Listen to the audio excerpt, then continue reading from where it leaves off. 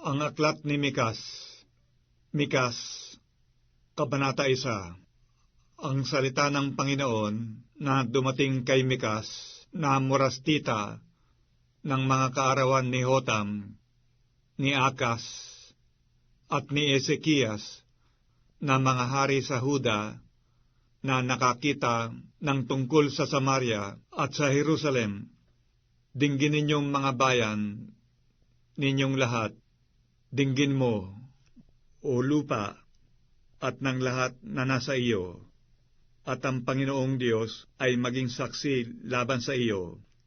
Ang Panginoon mula sa kanyang banal na templo, sapagkat narito, ang Panginooy lumalabas sa kanyang dako at bababa at yayapak sa mga mataas na dako ng lupa, at ang mga bundok ay mga tutunaw sa ilalim niya, at ang mga libis ay mauupos na parang pagkit sa harap ng apoy, parang tubig na bumubuhos mula sa isang bundok.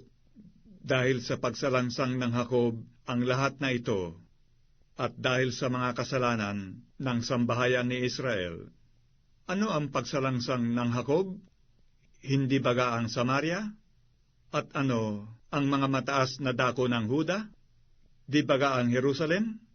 Kaya't gagawin ko ang Samaria na parang bunton sa parang, at parang mga pananim sa ubasan, at aking ilalagpak ang mga bato niyaon sa libis, at aking ililitaw ang mga patibayan niyaon, at lahat niyang larawang inanyuhan ay pagpuputol-putulin, at ang lahat niyang kaupahan ay susupukin sa apoy, at ang lahat niyang Diyos-Diyosan ay aking ihahandusay na sira, sapagkat sa kaupahan sa isang patutot ay kanya mga pinisan, at sa kaupahan sa isang patutot ay mga uuwi. Dahil dito tataghoy ako at mananambitan. Ako'y yayaong hinugdan at hubad. Ako'y uungal na parang kakal at mananangis na gaya ng mga abestrus, sapagkat ang kanya mga sugat ay walang kagamutan, sapagkat dumarating hanggang sa Huda, umaabot hanggang sa pintuang bayan ng aking bansa, hanggang sa Jerusalem. Huwag ninyong saysayin sa Gat, huwag kayong pakaiyak. Sa Betle-Apra, gumumon ako sa alabok, magdaang ka, o nananahan sa Sapir, sa kahubaran at kahihiyan. Ang nananahan sa haanan ay hindi lumalabas. Ang taghoy ng Bet-Esel ay mag-aalis sa iyon ng pang-alalay niyaon, sapagkat ang nananahan sa Marot ay naghihintay na mainam ng ikabubuti, sapagkat ang kasamaan ay bumaba mula sa Panginoon hanggang sa pintuang bayan ng Jerusalem. Isingkaw mo ang karo sa maliksing kabayo, o nananahan sa Lakis. Siya ang pasimulan ng kasalanan sa anak na babaen ng Sion, sapagkat ang pagsalangsang ng Israel ay nasumpungan sa iyo. Kaya't ikaw ay magbibigay ng kaloob sa pagpapaalam sa Moreset Gat. Ang mga bahay sa Aksib ay magiging karayaang bagay sa mga hari sa Israel. Dadalhin ko pa sa iyo, o nananahan sa Maresa, ang mag-aari sa iyo. Ang kaluwalhatian ng Israel ay darating hanggang sa Adulam. Magpakakalbo ka at pagupit ka dahil sa mga anak ng iyong kalayawan. Palakihin mo ang iyong pakakalbo na gaya ng agila, sapagkat sila'y nangapasa pagkabihag mula sa iyo. Mikas, Kabanata 2. Sa aba nila na humahakan ng kasamaan at nagsisigawa ng kasamaan sa kanilang mga higaan, pagliliwanag sa umaga ay kanilang isinasagawa, sapagkat nasa kapangyarihan ng kanilang kamay, at sila'y nangag-iimbot ng mga bukid, at kanilang inaangkin, at ng mga bahay, at inaalis, at kanilang pinipighati ang isang tao at ang kanyang sambahayan, ang tao at ang kanyang mana.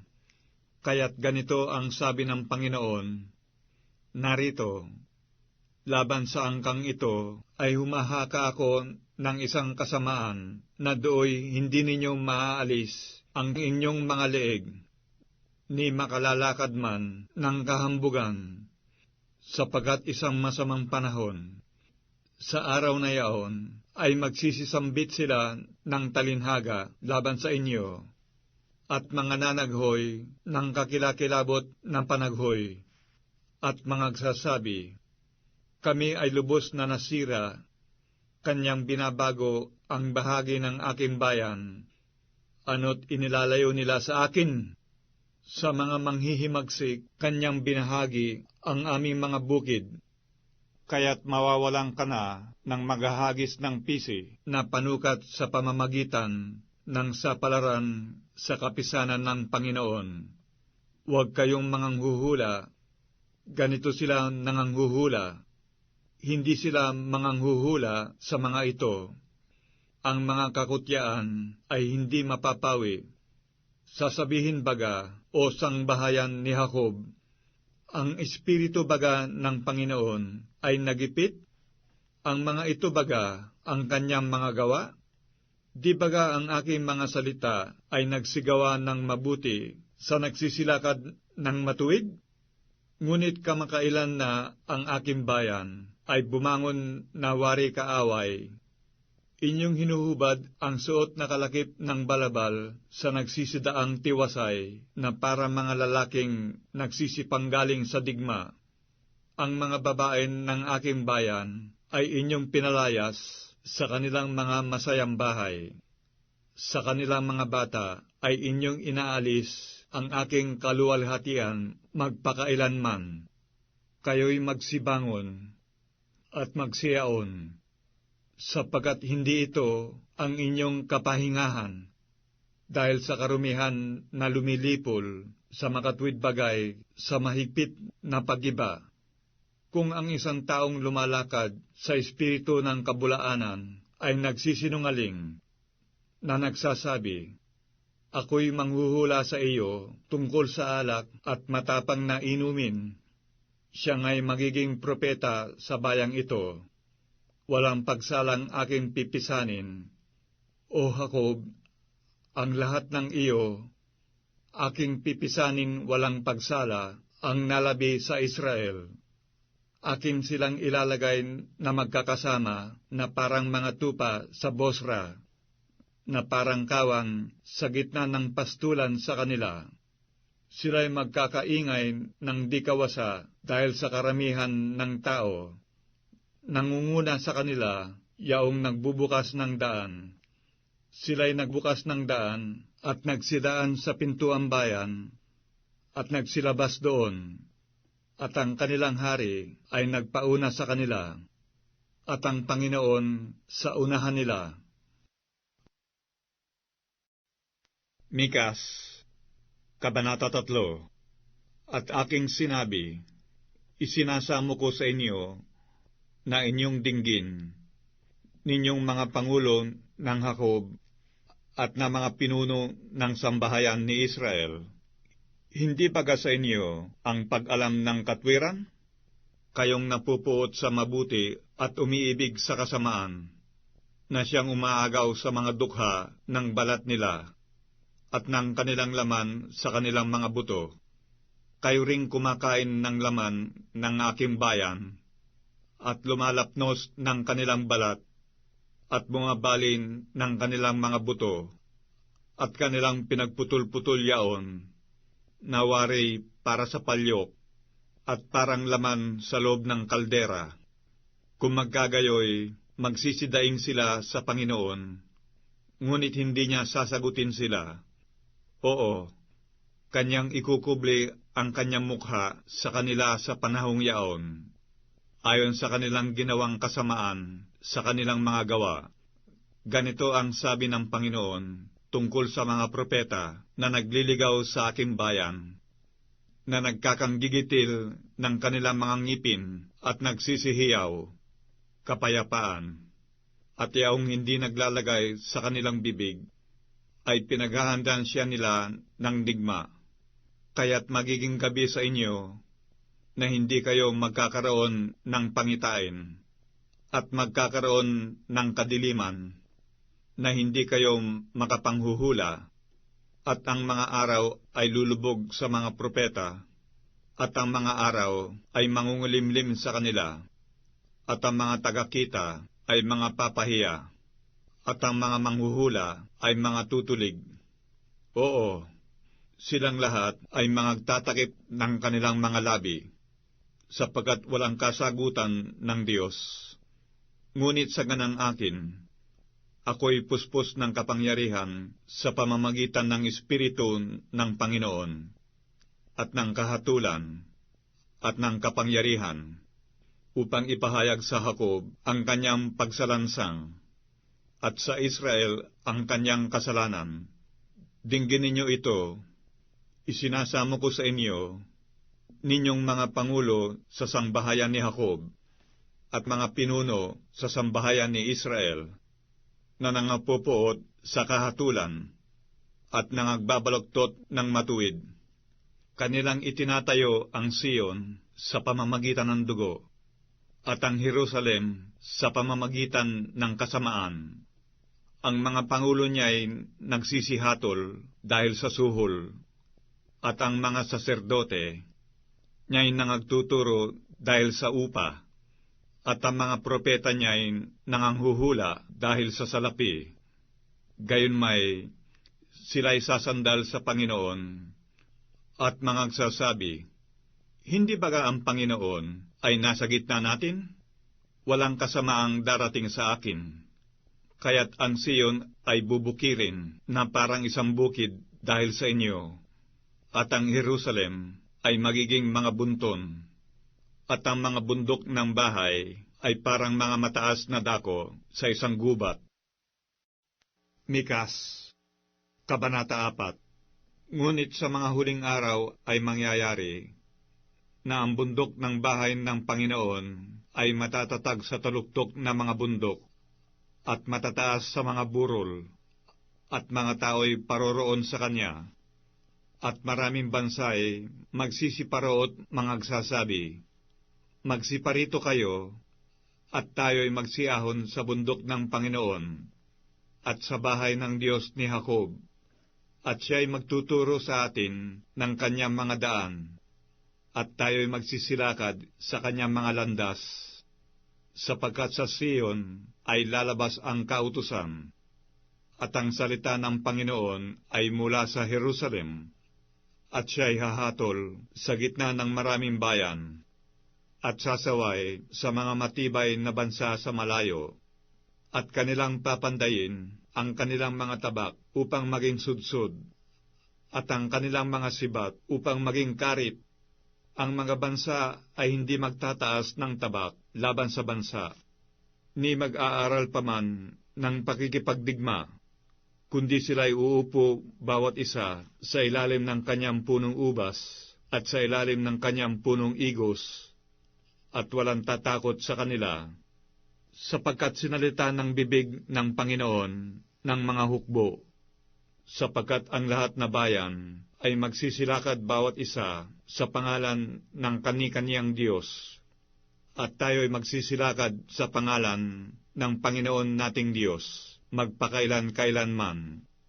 Sa araw na yaon, sabi ng Panginoon, aking pipisanin siya na napipilay, at aking titipunin siya na natapon, at siya na aking pinagdalamhati, at aking gagawin ang pilay na isang nalabi, at ang natapon sa malayo na isang matibay na bansa. At ang Panginoon ay maghahari sa kanila sa bundok ng Sion mula ngayon hanggang sa walang hanggan. At ikaw, o muog ng kawan, na burol ng anak na babae ng Sion, ito sa iyo'y darating. Oo, ang dating kapangyarihan ay darating, ang kaharian ng anak na babae ng Jerusalem. Ngayoy, bakit ka sumisigaw ng malakas? Wala ka bagang hari, ang iyo bagang kasangguni ay namatay, upang ang mga paghihirap ay sumaiyo na gaya ng babae sa pagdaramdam?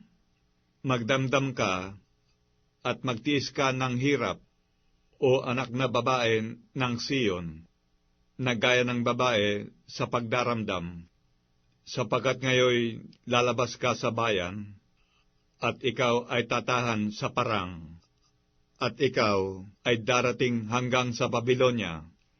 Doon ka maliligtas, doon ka tutubusin ng Panginoon sa kamay ng inyong mga kaaway. At ngayon maraming bansa ay nangagpupulong laban sa iyo, na nangagsasabi, madumhan siya, at makita ng ating mata ang nasa atin sa Siyon. Ngunit hindi nila nalalaman ang mga pag-iisip ng Panginoon. Ninauunawa man nila ang kanyang payo, sapagkat kanyang pinisan sila na parang mga bigkis sa giikan. Ikaw ay bumangon at gumiik, o anak na babae ng Siyon, sapagkat aking gagawin bakal ang iyong sungay, at aking gagawin tanso ang iyong mga kuko, at iyong pagluluray-lurayin ang maraming bayan, at iyong itatalaga ang kanilang pakinabang sa Panginoon, at ang kanilang pag-aari ay sa Panginoon ng buong lupa. Mikas, Kabanata 5. Ngayon ay mapipisan ka sa mga hukbo, o anak na babae ng mga hukbo. Siya'y nangugkob laban sa atin. Kanilang hahampasin sa pisngi ang hukom ng Israel ng isang tungkod. Ngunit ikaw, Bethlehem Ephrata, na maliit upang lumagay sa libu-libo ng Huda, mula sa iyo ay lalabas sa akin ang isa na magpupuno sa Israel, na ang pinagbuhatan niya ay mula ng una, mula ng walang hanggan. Kaya't kanyang ibibigay sila hanggang sa panahon na siya na nagdaramdam ay manganak. Kung magkagayon, ang nalabi sa kanyang mga kapatid ay babalik sa mga anak ni Israel, at siya'y titindig at magpapakain ng kanyang kawan sa kalakasan ng Panginoon, sa kamahalan ng pangalan ng Panginoon niyang Diyos. At sila'y mananatili, sapagkat ngayon siya'y magiging dakila hanggang sa mga wakas ng lupa, at ang lalaking ito ay magiging kapayapaan natin. Pagka ang taga-Assyria ay papasok sa ating lupain, at pagka siya'y tutungtong sa ating mga palasyo, tayo nga'y magtitindig laban sa kanya ng 7 pastor at 8 pinakapangulong tao, at kanilang wawasakin ng tabak ang lupain ng Assyria, at ang lupain ng Nimrod sa mga pasukan niyaon, at kanyang ililigtas tayo sa taga-Assyria, pagka siya'y pumasok sa ating lupain, at pagka siya'y tumungtong sa loob ng ating hangganan.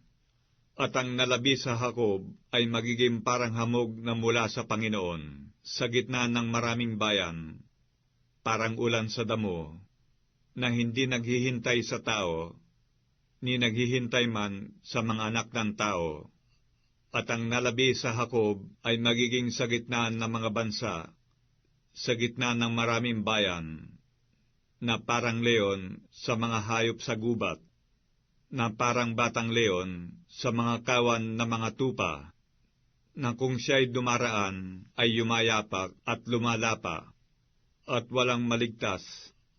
Mataas ang iyong kamay sa iyong mga kaaway, at mga hiwalay ang lahat ng iyong mga kaaway, at mangyayari sa araw na yaon, sabi ng Panginoon, na aking ihihiwalay ang iyong mga kabayo sa gitna mo, at aking gigibain ang iyong mga karo, at aking ihihiwalay ang mga bayan ng iyong lupain, at aking ibabagsak ang lahat ng iyong katibayan, at aking ihihiwalay ang mga panghuhula ng iyong kamay, at hindi ka na magkakaroon ng mga manghuhula, at aking ihihiwalay ang iyong mga inanyuang larawan at ang iyong mga haligi mula sa gitna mo, at hindi ka nasasamba sa gawa ng iyong mga kamay.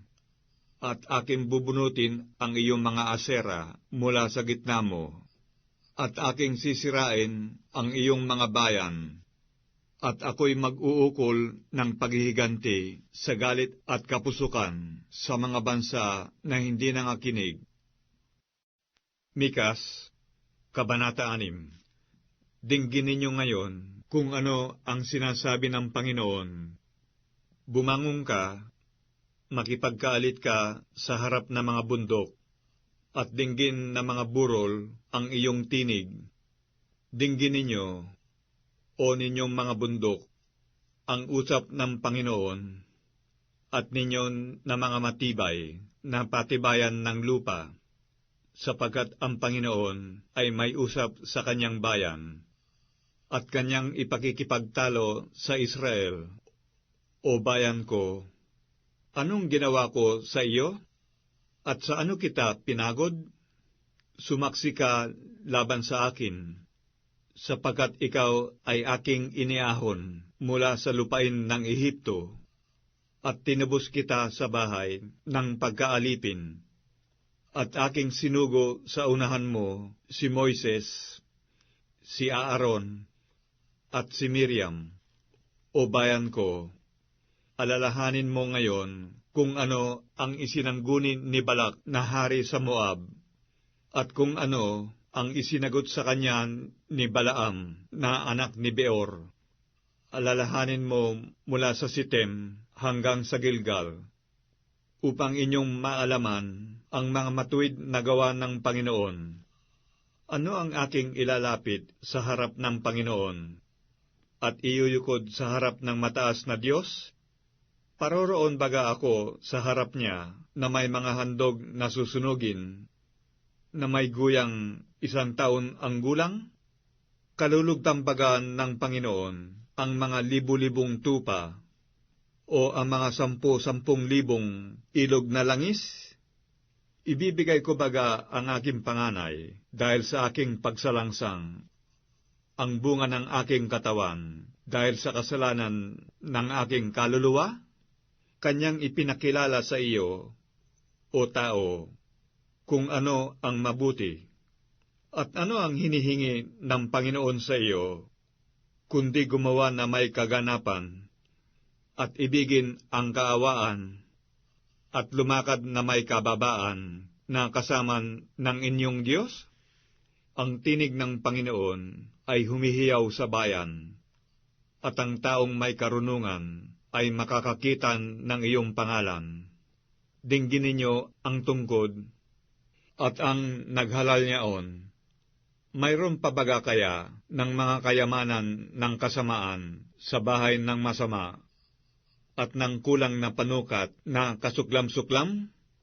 Magiging malinis baga ako na may masamang timbangan, at sa marayang supot na panimbang?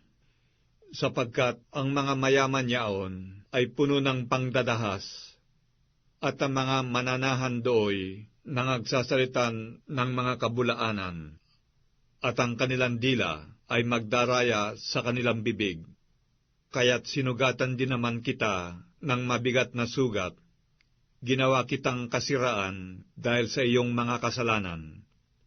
Ikaw ay kakain, ngunit hindi ka mabubusog, at ang iyong pagpapakumbaba ay sasagitna mo, at ikaw ay magtatabi, ngunit wala kang dadalhing may tatabi, at ang iyong ilalabas ay aking iiwan sa tabak. Ikaw ay maghahasik, ngunit hindi ka mag-aani.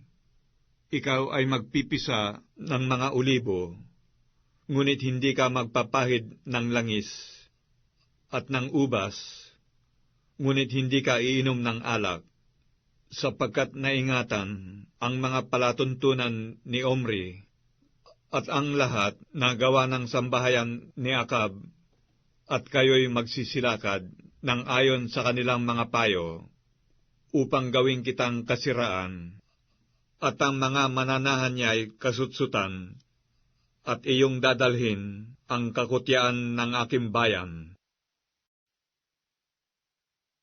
Mikas, Kabanata 7. Sa aba ko, sapagkat ako'y gaya ng kanilang pisanin, ang mga bunga sa tag-init, gaya ng mga pamumulot ng ubas sa ubasan. Walang kumpol na makain. Ako'y nananabik sa unang bunga ng igos.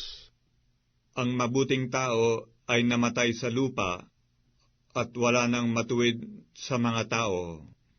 Silang lahat ay nagsisibakay upang magbubo ng dugo. Hinuli ng bawat isa ang kanyang kapatid sa pamamagitan ng silo. Ang kanilang mga kamay ay nangasa kasamaan upang sikaping isagawa. Ang prinsipe ay humihingi, at ang hukom ay maaagap sa suhol, at ang dakilang tao ay nangagsasalita ng masamang hangad ng kanyang kaluluwa. Ganito nila nilalala. Ang pinakamahusay sa kanila ay parang dawag.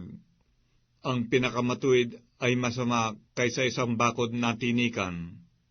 Ang araw na inihula sa iyo ng mga bantay, sa makatuwid bagay, ang araw ng pagdalaw sa iyo ay dumating. Ngayon nangatitigilan sila. Huwag kayong magsitiwala sa kalapitbahay. Huwag kayong magsitiwala sa kaibigan. Ingatan mo ang mga pinto ng iyong bibig sa kanya na humihiga sa iyong sinapupunan, sapagkat sinisira ang puri ng anak na lalaki ang ama. Ang anak na babae ay tumitindig laban sa kanyang ina. Ang manugang na babae ay laban sa kanyang biyanang babae. Ang mga kaaway ng tao ay ang kanyang sariling kasambahay. Ngunit sa ganang akin, ako'y titingin sa Panginoon. Ako'y maghihintay sa Diyos ng aking kaligtasan. Didinggin ako ng aking Diyos. Huwag kang magalak laban sa akin, o aking kaaway. Pagka ako'y nabuwal, ako'y babangon. Pagka ako'y naupo sa kadiliman, ang Panginooy magiging ilaw sa akin. Aking babatahin ang kagalitan ng Panginoon, sapagkat ako'y nagkasala laban sa Kanya, hanggang sa Kanyang ipagsanggalang ang aking usap, at lapatan ako ng kahatulan. Kanyang ilalabas ako sa liwanag, at aking mamasdan ang kanyang katwiran. Kung magkagayoy, makikita ng aking kaaway, at kahihiyan ang tatakip sa kanya, na nagsabi sa akin, "Saan nandoon ang Panginoon mong Diyos?" Makikita ng aking mga mata ang nais ko sa kanya. Siya nga'y yayapakan na parang putik sa mga lansangan. Kaarawan ng pagtatayo ng iyong mga kuta, sa kaarawang yaon ay malalayo ang pasya. Sa kaarawang yaon ay magsisiparoon sila sa iyo mula sa Assyria at sa mga bayan ng Ehipto, at mula sa Ehipto hanggang sa ilog, at mula sa dagat, at sa bundok at bundok. Gayon may masisira ang lupain dahil sa kanila na nagsisitahan doon, dahil sa bunga ng kanilang mga gawa. Pakanin mo ang iyong bayan sa pamamagitan ng iyong tungkod, ang kawan na iyong mana, na tumatahang mag-isa sa gubat sa gitna ng Karmelo. Pakanin mo sila sa Basan at sa Galaad, gaya ng mga araw ng una, gaya ng mga araw ng iyong paglabas sa lupain ng Ehipto, ay aking pagpapakitaan sila ng mga kagilagilalas na bagay. Makikita ng mga bansa at mga papahiya sa buo nilang kapangyarihan. Kanilang ilalagay ang kanilang kamay sa kanilang bibig. Ang kanilang mga pakinig ay mabibingi. Sila'y magsisihimod sa alabok na parang ahas. parang nagsisiusad na hayop sa lupa. Sila'y magsisilabas na nagsisipanginig mula sa kanilang mga kulungan. Sila'y magsisilapit na may takot sa Panginoon nating Diyos, at mga tatakot dahil sa iyo. Sino ang Diyos na gaya mo, na nagpapatawad ng kasamaan, at pinalalagpas ang pagsalangsang ng nalabi sa kanyang mana?